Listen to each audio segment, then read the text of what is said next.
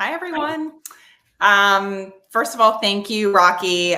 This is my second year speaking at this event. It's just such an incredible audience, and I'm really excited to be diving in and kicking off day 2 with all of you. So Adrian and I are going to help run this panel. I'm going to be the moderator mostly.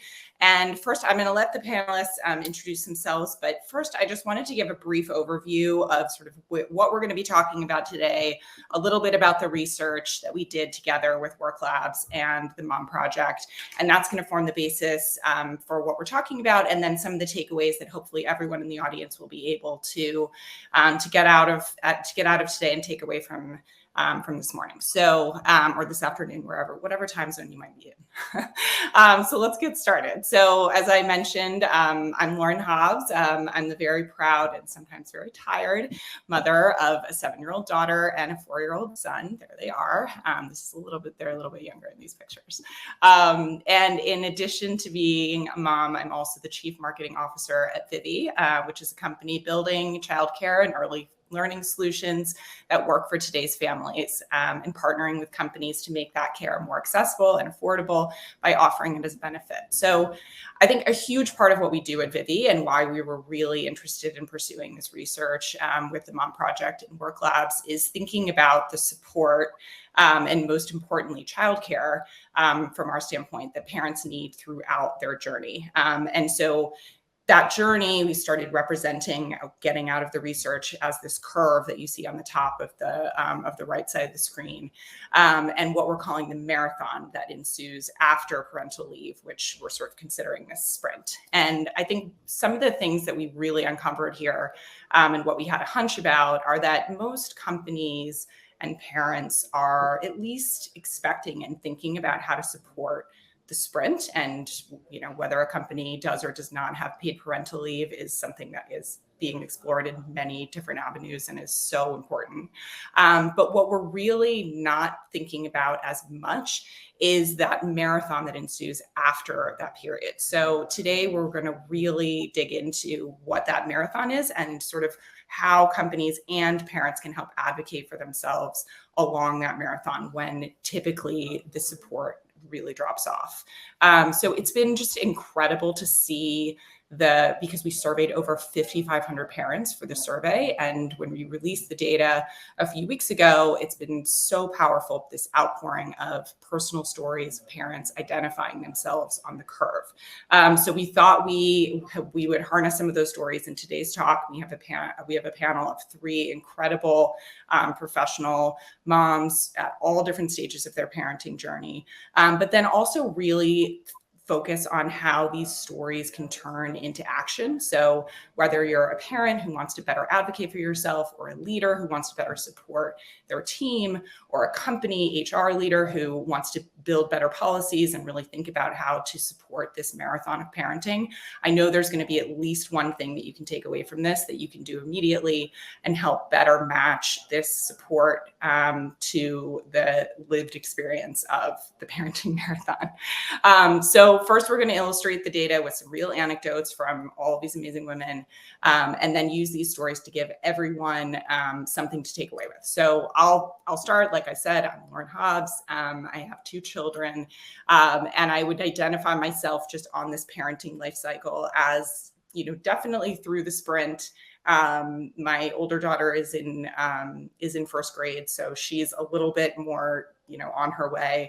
And then I still have a child in preschool, and I put Vivvi backgrounds in both of my pictures because part of the amazing benefit of working at a company obviously focused on childcare is that it truly, I do feel like it's integrated into my life in a way that it has never been at other companies where I've worked or where I've worked for myself. So that's been an incredible part of my story. And we're going to hear now from our panelists. So let's kick it off with Katherine Goldstein, and I'll let you guys introduce yourselves and then identify where you are on the parenting life cycle. Hi there, I'm Katherine Goldstein. I'm a journalist. I'm the creator of the newsletter and community called The Double Shift, and I speak and consult on caregiver issues at work. And yeah, this pile of children, I think, really encapsulates a lot for me. I think I have my twins just turned 3 a week ago. They were born January. I can't remember when they're born. February 12th, 2020. So as you can imagine, all of you know what came next in terms of the things that happened in the world. So they are my twins born 1 month before the pandemic. So my parenting journey has really been impacted by that experience. And I have a 7.5-year-old who is in 2nd grade. So both dealing with the childcare, in the 0 to 5 age of no public support for childcare, and then also dealing with a lot of challenges around public school and not matching up work days, not matching up with school days, and the infrastructure that has really been challenged by the care infrastructure that's really been challenged by the pandemic. So I think I'm somewhere. I'm somewhere. Maybe I don't. Maybe I love that you put 2 stars. I think that's amazing. Did I put 2 stars? I'm not sure where I am, but I'm somewhere right in the middle of the chaos, as you can see from the photo. Okay, amazing. Raena, how about you? Or Anna, sorry. Hi, everyone. My name is Anna Serrao. I am a 4th grade teacher at Avenues of World School in Manhattan. I am a mom of 2. I have a 3.5-year-old who comes to the school that I teach at, which is very helpful. But before that, she was at Vivvi, and a 15-month-old who is currently at Vivvi. I feel that I'm very much still at the early stages. And the biggest factor behind that would be because I have 2 toddlers who are sick constantly. So the amount of support that I need from my employer and my childcare is very, very large at this point. And because I'm a teacher, I don't have the luxury or the option of working from home. I need to be in person. And if I cannot be, there are a lot of moving pieces that I need to figure out in terms of getting coverage and ensuring that my students can continue moving forward. So right now I feel like I'm at a very tough point still.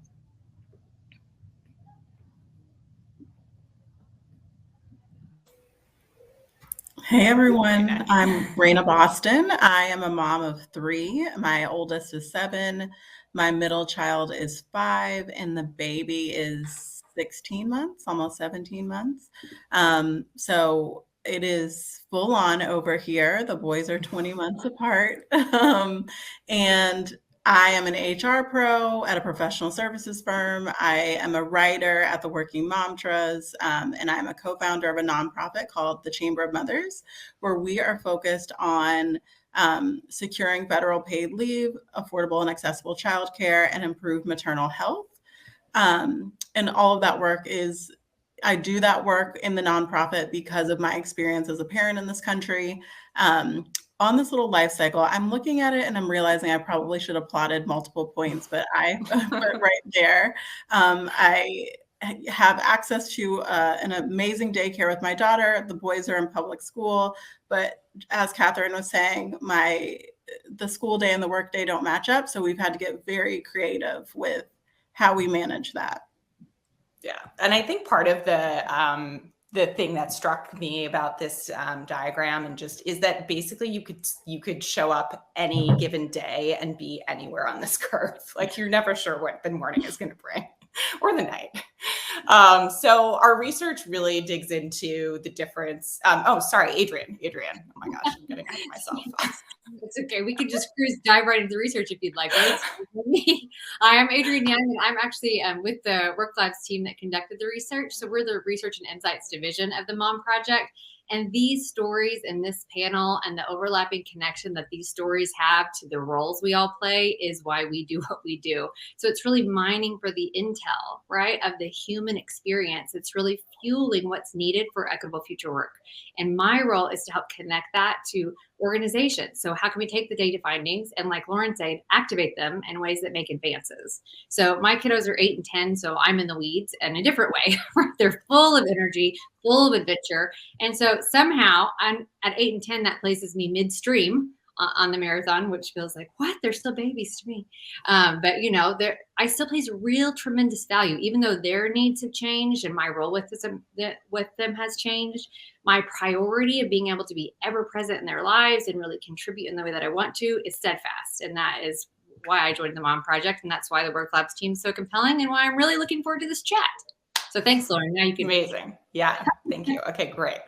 So I think, as evidenced by the active chat, people find themselves all over this curve. And I think one of the biggest findings that was validating and also tough for us to uncover is that the marathon that ensues is often so challenging that more parents take a career break in the toddler preschool years than in the infant year. And I think, together that represents more than 70% of career pauses happening in that 3 months to 5 years phase. And that's just this huge number and I think opportunity. So I'd love to dig into each person speaking a little bit about just sharing your own experiences of a challenge that ensued when you got, or like that realization when you got where you were when you realized that you were in a marathon and not just a sprint.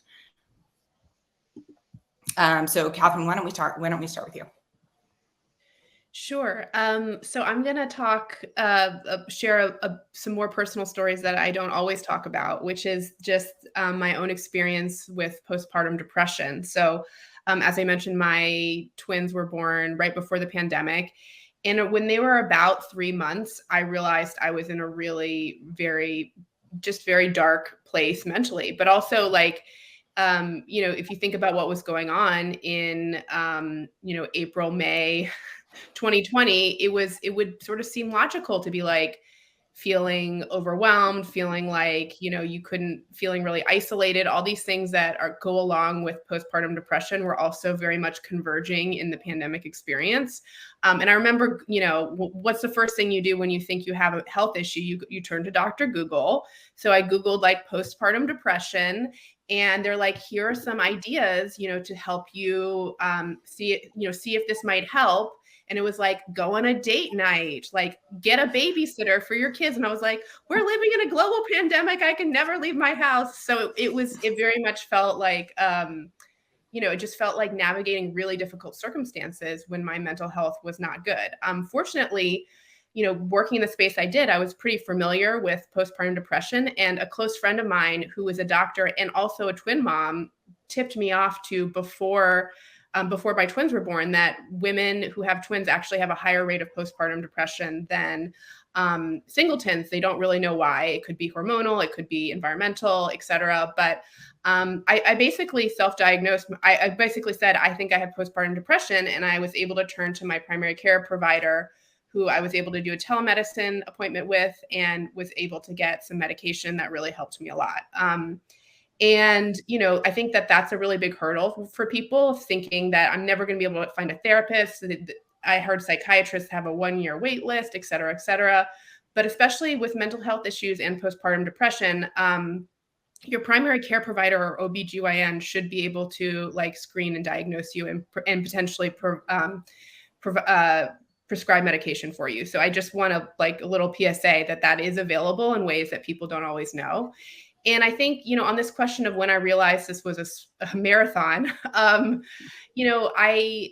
felt like I did really well with some medication for postpartum depression, thought I didn't need it anymore. And around the time my twins were 17 months old, I really had another mental health crater. And it was not caused by, but precipitated by a childcare crisis. And it was really difficult. And I realized that, maybe I still had postpartum depression or maybe a different diagnosis, but I was able to get on a new medication and I'm doing really well now.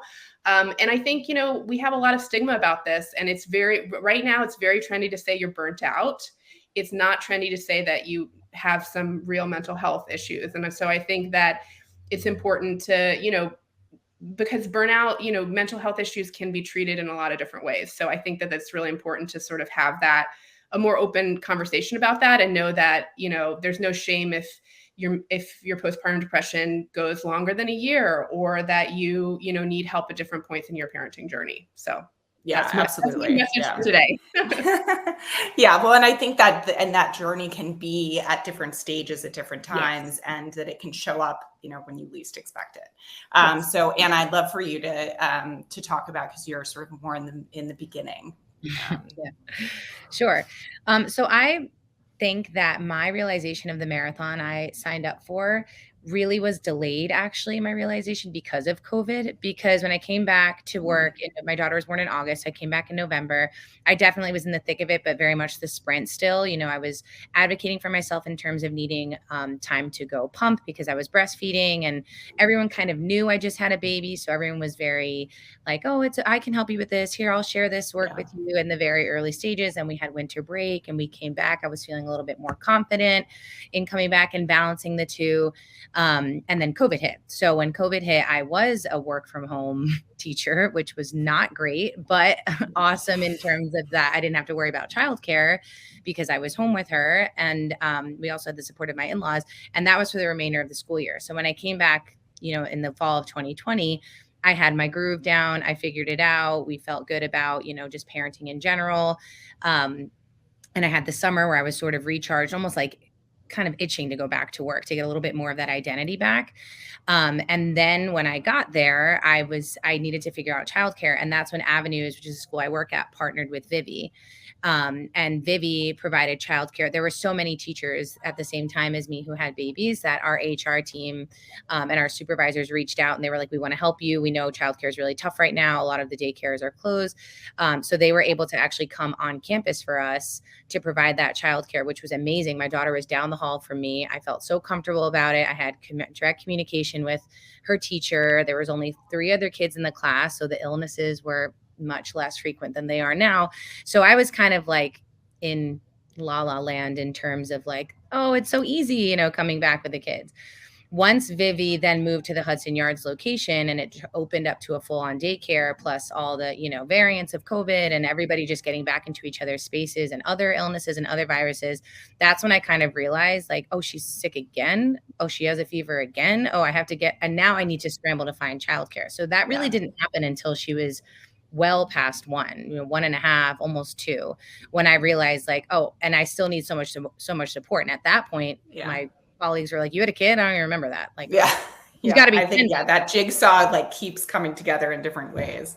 Right. And I really didn't have backup care for her. I mean, my mom lives in Miami, so it was always my in-law, but she's an hour and a half away. So that was really challenging. And then add another one to the mix and forget it. There is no break from the illnesses. Yeah. Raena, what about you? So I would say I realized it was more of a marathon when I unexpectedly got pregnant 10 months postpartum for my first child. And, what was manageable at first with help from my in-laws, and my husband worked in healthcare. So he was able to, flex his schedule so that he worked on weekends, quickly became unsustainable. It was unsustainable for one person to be holding it down solely on the weekends by themselves. And it also felt unfair to ask my in-laws to like manage 2 kids under 2. And so then once you like, even thinking about people who have twins or multiples, like how do you plan for the expense of having multiple kids in daycare? Even one is like, makes you like clutch your pearls and thinking about your bank account, but like 2, phew. So we had to get very, very creative. And we probably weren't our best selves for a couple of years, but that's when I realized that it was going to be much more difficult than I thought it was going to be. Yeah. And I mean, Adrian, I think it's really interesting to think, hearing these 3 stories and hearing especially the moments of sort of unpredictability.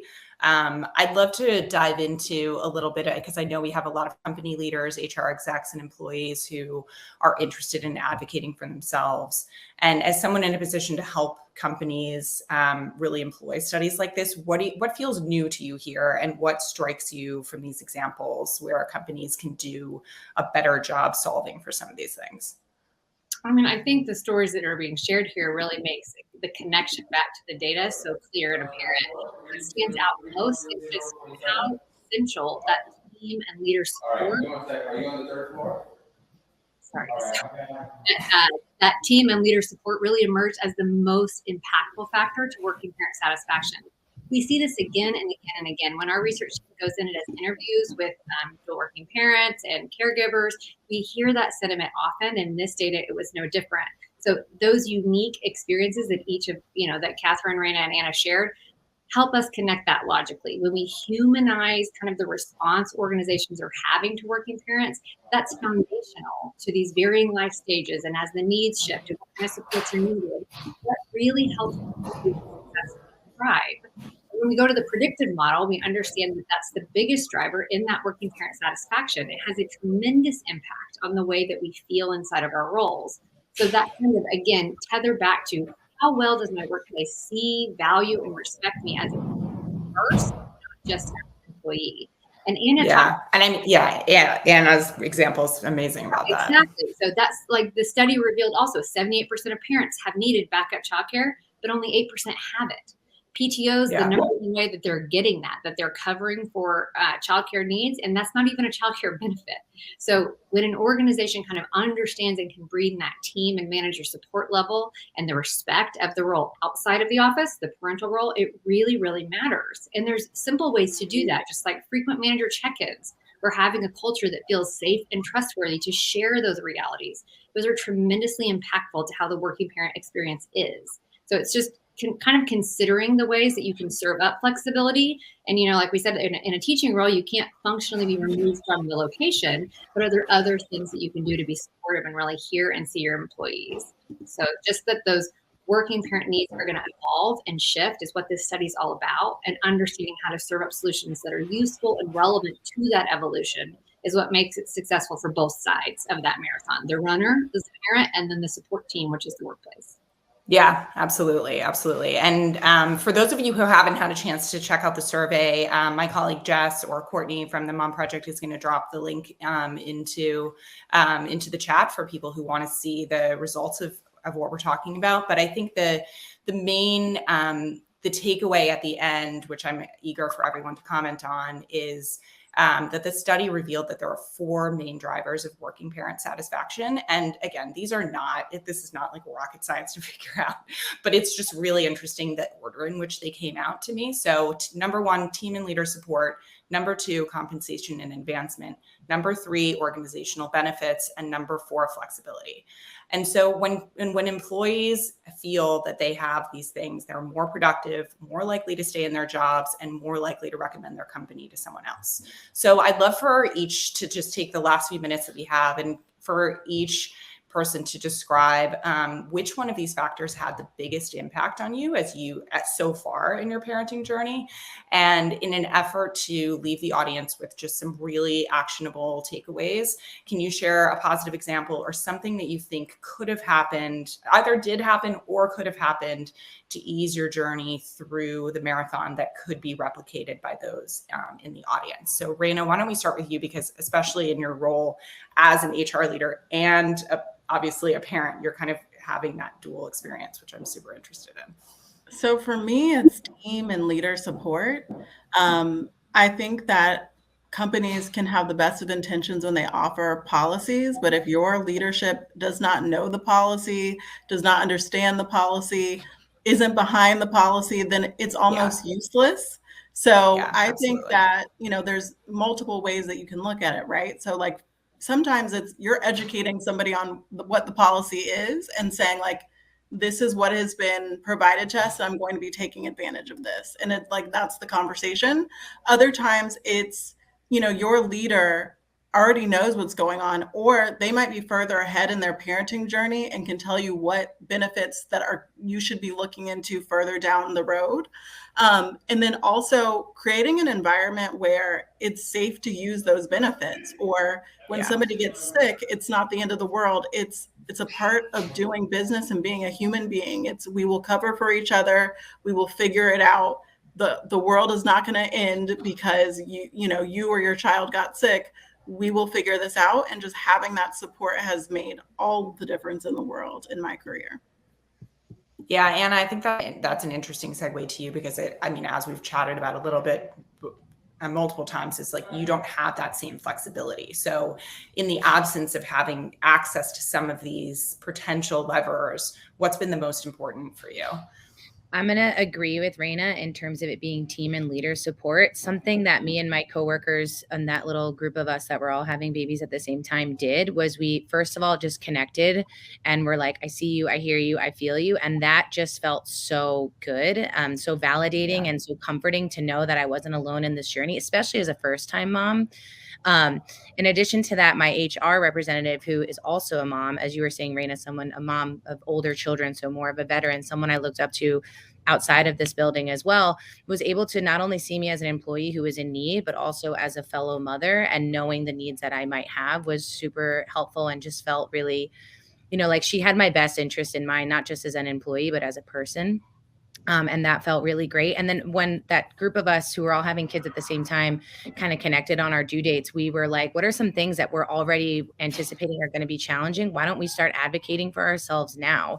And the worst thing that can happen when you advocate for yourself is obviously them not being able to provide what you're asking for, but there's absolutely no harm in asking for it. And something that I did advocate for with my second child with my son was recognizing how much I needed that kind of 2-week time that they gave me when I came back from work to transition back into my classroom. I asked for a longer period of time and they granted it for me with my maternity leave sub. And that was so helpful, because now I was getting 2 kids out the door to daycare. Now I was still pumping like 3 times a day. So it was just so nice to know that I had that flexibility, and all it took was me just asking for it. And to my surprise, they were like, yes, of course we can do that. So just ask, there's no harm in asking, and see what you and I think another thing that you did, which is incredible, is I think a lot of people at a bigger company or somewhere with slightly more structure would feel almost like maybe there's a parenting ERG or something that's more specific in place, but maybe there's not. And so what you did really is like created your own little parenting ERG out of nothing, and that even a small group or an individual can be such a powerful advocate, and you can make policy out of things that haven't existed before, by talking about it. And Katherine, we only have a couple minutes left, which is so sad because I feel like we could talk about this forever. But Katherine, I'm curious, like in the absence of you've been at a company and now you're doing it on you are your own employee. So curious to hear what your number one thing would be. Yes. Well, I would take a little bit of a different tact and sort of jump on what Anna said, which was, I think, really powerful. And so, putting on my research and reporting hat, I would say, what I have seen in companies of making real change is groups of people coming together and advocating. And that as Anna did with her colleagues in an informal way, does really make a difference. It's very easy for a company to sort of say one person is a squeaky wheel, or this doesn't really affect that many people. So I would really say, in terms of, I would pick number 3, because I feel like, creating organizational benefits and really advocating for yourselves. I feel like in so many instances, in so many situations, nobody's coming to stand up for us unless we stand up for ourselves. No one's coming to make your life better or intuit that you need a policy unless you tell them. So, coming together with groups of parents is really powerful. But I've also more and more have been advising and advocating around coming together, not just as moms or parents, but in the capacity of caregivers, because people with young parents can't do it alone. We need everyone. And 73% of the workforce identifies as a caregiver. So people have a lot more, you can call a lot more people in as you talk about policies and think about that. So that's what I would say for my thing that I think can really make a difference for companies. Yeah, absolutely. I think there's so many people who are in both stages at the same time, caring for, sandwich generation. There's so much going on with that right now. I'm sorry to interject here. I just also want to know that the reason why predictive modeling is the approach that Werklabs uses is because these things do connect to business outcomes, right? Mm-hmm. So these numbers have an implication on business outcomes. And so when we think about what's working for working parents, that's also a win for businesses. So what I hear from the panel and what we are all representing and what the data shows is we're asking for resources that allow us to contribute meaningfully in the way we already want to. These are not just favors for parent needs. These are abilities that allow them to contribute meaningfully in the way that they want to. And we're talking about increases in productivity, retention, and recommendations. I mean, these are some of the holy grails for future advanced work in work. So these are the tools that allow for that. So I just, no, absolutely. I mean, I think the stat that you mentioned earlier about PTO, and most parents think about PTO as their primary like childcare benefit, which is absolutely insane because PTO is not a childcare benefit. Exactly. And parents, I mean, like Anna mentioned, parents want, if your child is home and sick at work, it's not like you want to be home taking care of a sick child. You want to be at work. You don't want to be diminishing your PTO bank taking care of a sick child. You want to use that PTO and the benefits that you have in the way that they're meant to be used. And you want to show up, you want to be a good worker. So I think there's so much here that we can all take away in whatever phase of the parenting your journey you are, or whether you are working with caregivers in your workplace, which you absolutely are, because over 70% of people identify that way. So I can't thank you all enough for sharing such personal stories. Again, it's all represented in this data that we put out. Jess and Courtney are going to drop links to not only the research report, but also additional resources that we have about how to advocate for childcare benefits, how to get flexibility at work, et cetera. And thank you all so much for joining us, and enjoy the rest of the day.